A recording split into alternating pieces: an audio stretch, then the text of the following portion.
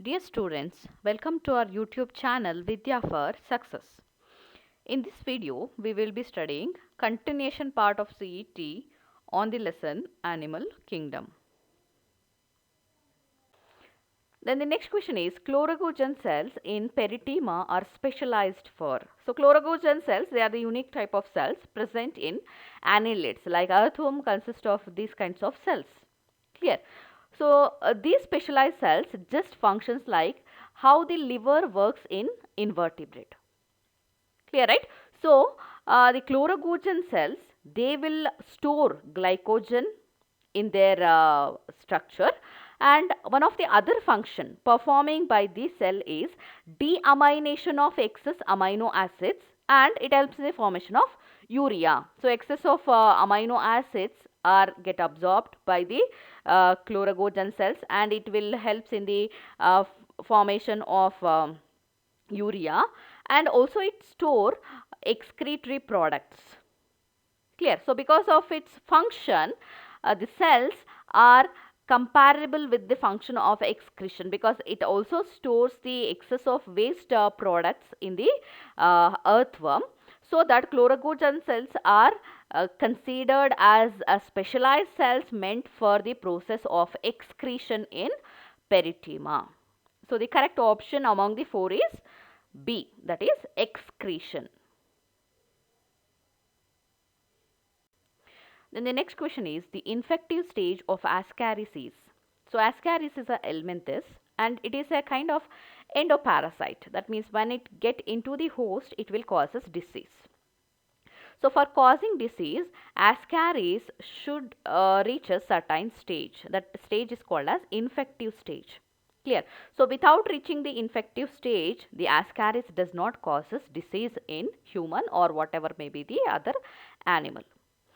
So what is that infective stage of the Ascaris? Yes, let us look at the option. Option A, fertilized egg. So fertilized egg is not infective stage of Ascaris, because the fertilized egg is formed by the fusion of two gametes. It will be having outer coat that is very hard.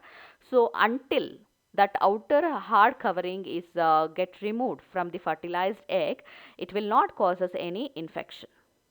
Clear? So the fertilized egg is not infective stage. Then option B, embryonated egg. So embryonated egg is infective stage of Ascaris, because for reaching this stage, the fertilized egg should remove its outer coat.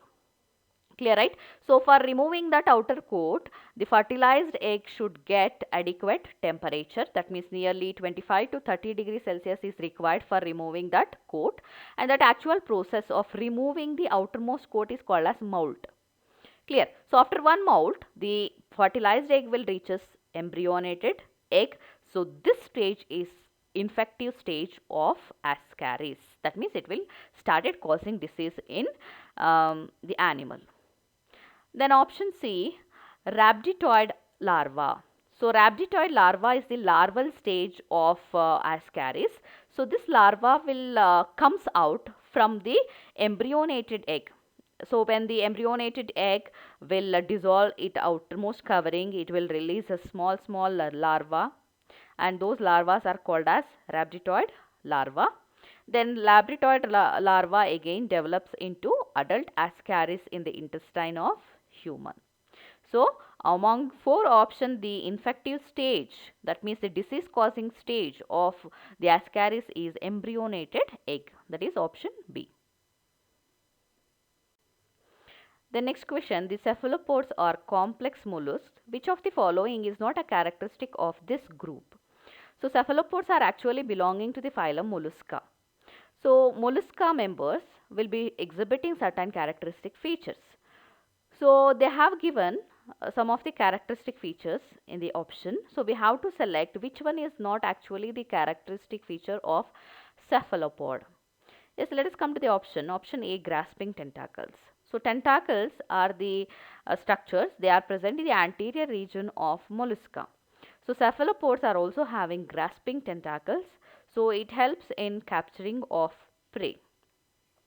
Then option B, sophisticated vision. So vision is actually takes place with the help of sense organ. That means without sense organ, the animal can't see the things around its body. So in the aquatic habitat, what kind of vision should be there for the animal? That kind of vision is developed in the cephalopod. That means sophisticated vision is possible by the kind of eyes present in the cephalopods. Clear, right? So the eyes of the cephalopod we can just compare with the eyes of vertebrate. Clear? So it helps in the proper vision. Then option C, sessile lifestyle. So sessile lifestyle is not there in cephalopod because it is a motile animal. Then option D, propulsive water siphon. So water siphon is a tube-like structure. So this actually helps in exchange of gases and liquid. So this tube-like structure is also present in the cephalopod. So the characteristic feature that is not there in the cephalopod is sessile lifestyle. So the correct answer is option C. Yes, the next question is, which of the following displays brilliant colors, uses its cilia for movement and exhibits radial symmetry? So in the question, they have given some of the characteristic feature. That means one is brilliant color, that means animal should emit light. Then uses its cilia for movement, so the locomotor organelle is cilia, and exhibit radial symmetry. So this character should be there in one of the given animal. So among the option we have to select which animal actually having all the given characteristic feature. So let us come to the option. Option A, ctenophores. So ctenophores will be having comb jellies. They are the best example. So these animals will be having radial symmetry and they use a cilia for locomotion. And one more thing is ctenophora having anal pore where water can go through. So this is the one more character of the member of ctenophora. Then they emit beautiful colors in red and blue array. So in the aquatic, that means the ctenophora is actually habited to water. So in its habitat it will emit light. So all the given character is there in the ctenophora. So the correct one is option A. Then let us move to the option B, nematodes. So nematodes are not exhibiting radial symmetry and they do not emit light. Clear? Then option C, platyhelminthes. So platyhelminthes are not showing radial symmetry and they does not display brilliant colors. And option D, roundworms. So roundworm is also not having the given characteristic feature. So the correct one is option A, ctenophora. Yes, the next question is, closed circulatory system occurs in. So circulatory system is divided into two types. One is open circulatory system and closed circulatory system. So in the closed circulatory system, circulation of blood takes place through the vessel. That means pumping organ is get connected with the vessel. So through the vessel, blood circulation takes place. So in the option they have given some of the animals. We have to select which animal is actually showing closed circulatory system. So option A, snail. So snail is a mollusca. So this animal is not showing closed circulatory system. Its circulatory system is open circulatory system. Then option B, cockroach. Cockroach is a arthropod. Here the kind of circulatory system is open type. Then option C, cuttlefish. So cuttlefish is a mollusca but it is not showing open type of circulatory system. So it is showing closed type of circulatory system. Clear? Then option D, all of these. The correct answer for this is option C, cuttlefish, because this is the animal showing closed circulatory system. The next question, which characteristic is not a part of arthropod body plan? So arthropod is one of the biggest phylum in the invertebrate. So here we can see the animals consist of jointed legs and their body made out of segments. Clear? So in the option they have given some of the characteristic feature. So we have to select which is not actually the character of arthropoda. So let us see the option A, segmentation. So abdominal region in the arthropoda consists of segment. So segmentation is one of the character of arthropods. Then option B, jointed appendages. So jointed appendages are present in the arthropoda. So legs are jointed legs. And option C, soft exoskeleton. So exoskeleton in the arthropoda is not soft. Hard exoskeleton is present. It is chitinous exoskeleton. Then option D, hard exoskeleton. So as I told, the exoskeleton is hard and chitinous. So the character that is not belonging to, that means that is not the actual character of arthropoda is soft exoskeleton. So the correct option is option C. Yes, the next question is, which of the following are biramus and have two pairs of antenna? So biramus is the unique character present in the crustacean members. So crustacean members, we know they are belonging to arthropoda. So best example is a crab and lobster. So these two animals, we can see the presence of two appendages. That means branched appendages will be present in the anterior region. So that actual structure is called as biramus. And they also have two pairs of antenna. So this is the unique characteristic feature of crustacean member. So let us see the option. Option A, scorpions. So scorpions are not the crustacean member. They does not consist of biramus. Then option B, lobsters. So lobsters are actually belonging to crustacea. They are consist of these two characters. That means they are biramus and they consist of two pairs of antenna. Then option C, spiders. So spiders does not consist of these characteristic feature. Then option D, mites. So the correct answer is option B, lobsters. Then the next question, which of the following animal has tube within tube body plan?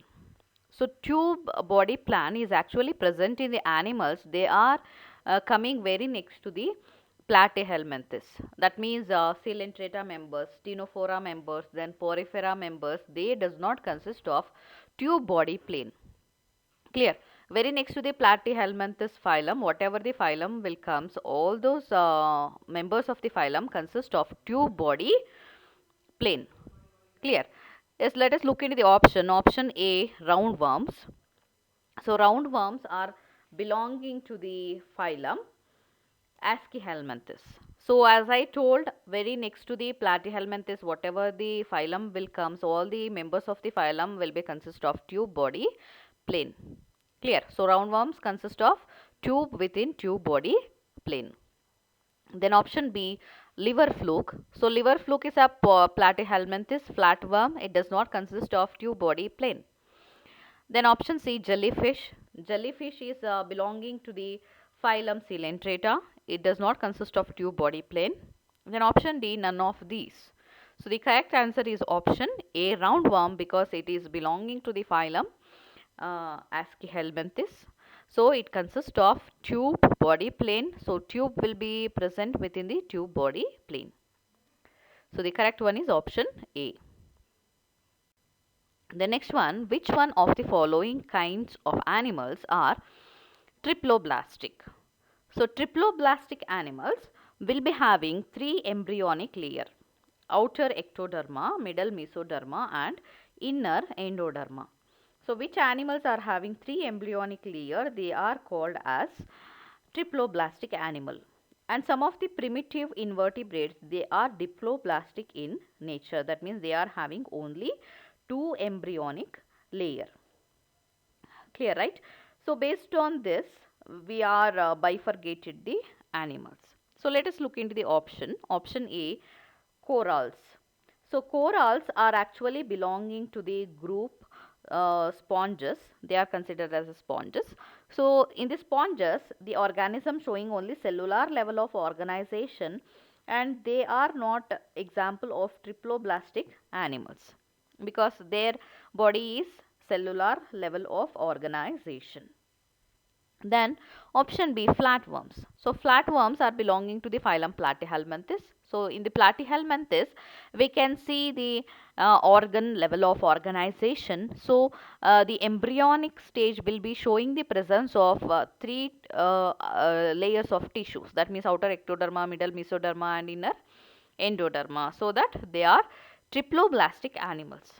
Then option C is sponges. So sponges are not belonging to triploblastic category. Clear. Then option D, Ctenophora. So Ctenophora members are actually diploblastic animals. Clear. So the triploblastic animal among the given option is option B, flatworms. So the correct answer is option B. Yes, let us move to the next question. All of the following are true regarding echinoderms except. So let us see the characteristic feature they have given in the option. Option A, most undergo asexual reproduction. So commonly echinoderma members, they will undergo sexual method of reproduction. So we have some members among the echinoderm like sea cucumber, sea star, they will also undergo by asexual method of reproduction. Clear. So we can't say that asexual reproduction is absent in echinoderma. It is also there in some of the members. This is the true statement.